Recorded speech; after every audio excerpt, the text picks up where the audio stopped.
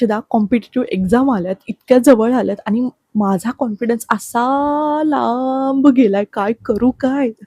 तर येस, असं होत असेल तर स्वतःमध्ये हे 5 बदल नक्की कर. पहिलं, इतरांशी कंपॅरिझन नको. आपल्याला स्पर्धा जिंकायची आहे, त्यामुळे स्पर्धा ही स्वतःशी आहे. आज मी काय आणि चांगलं फीड करते माझ्या स्वतःमध्ये, हे स्वतः बघायचंय. दुसऱ्यांशी कंपॅरिझन करून काही होणार नाही. त्याचं किती झालंय, माझं किती झालंय, नो, मागे पडशील.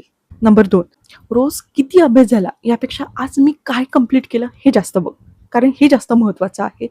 हे बघ, मी इतका अभ्यास केला पण कंप्लीट एकही नाहीये, उपयोग नाही. कंप्लीट करत जा, टॉपिक कंप्लीट करत जा, संपवत जा.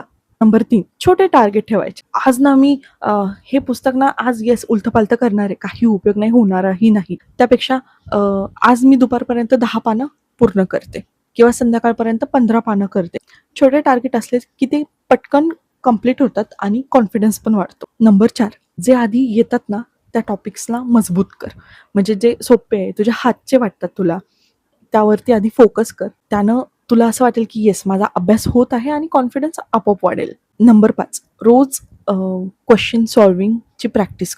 जे तू टॉपिक केलेत ना त्याचे लगेच क्वेश्चन सॉल्व्ह करून टाक. त्यानं काय होईल की तुला वाटेल की हां बाबा, मी जे वाचलंय ते मला समजलं पण आहे आणि त्यावरचे मी क्वेश्चन पण सॉल्व्ह करू शकते.